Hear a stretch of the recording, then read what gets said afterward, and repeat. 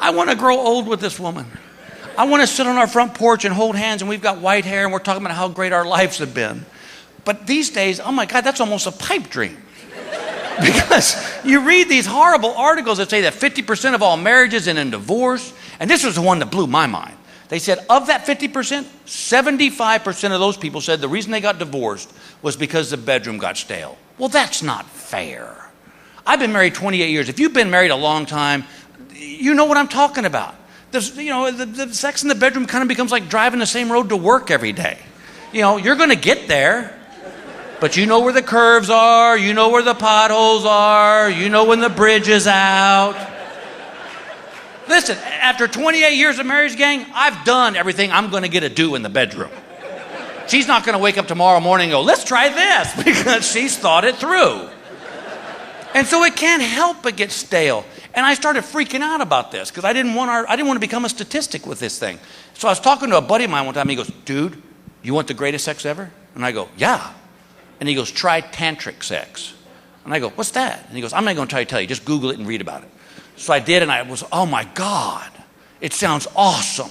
It's just 2 to 3 hours of touching and kissing, and it builds to this wonderful, great last moment. And that's great if you don't have kids. If you got kids in the house, there's no tantric sex.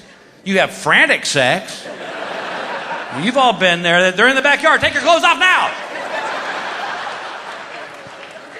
I always say the only people who truly know the meaning of the word quickie are parents. Right? And then one day I was on an airplane and I was reading Gentleman's Quarterly and I was flipping through it, and it was like fate. I turned this page and there was the title of this article. It said, "Is your bedroom stale?" And I thought, oh my God, this is weird. And I started reading an article, and it's about a guy who'd been married for 25 years. And he said that he and his wife felt that their bedroom was starting to get stale, and he was trying to find a way to spice it up.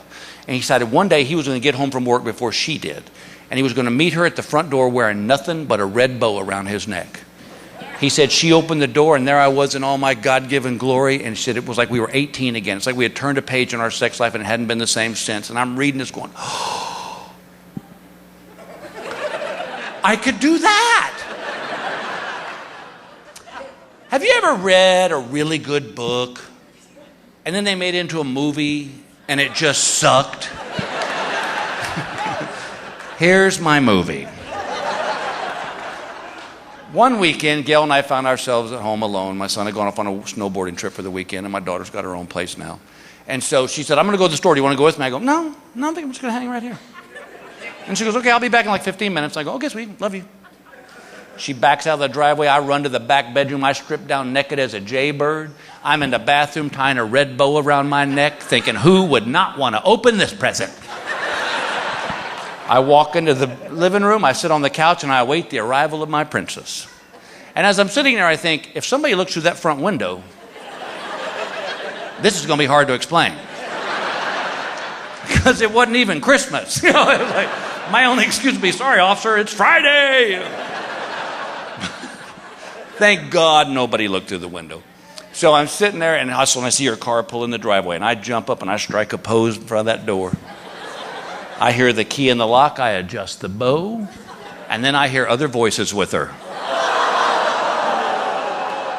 And I can't run to the back of the house. The key's in the lock.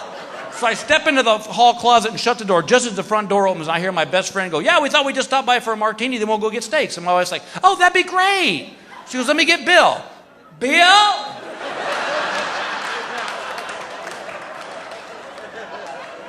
Bill?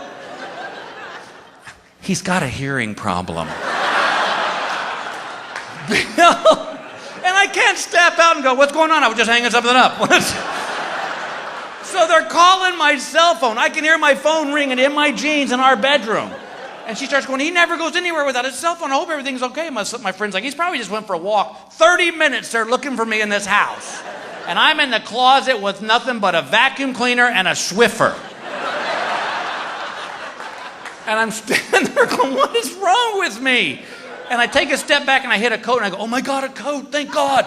And I grab it and I go, oh, I can't wear that. It's her raincoat and it's clear, so it goes with everything.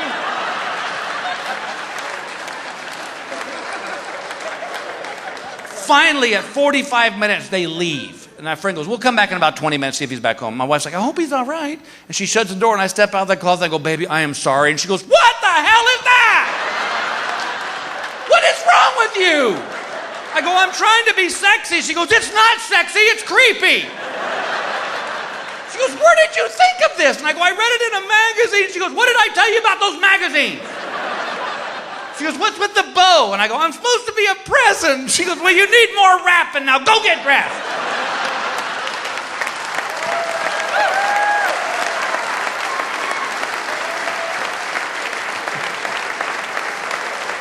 So I don't try new things anymore.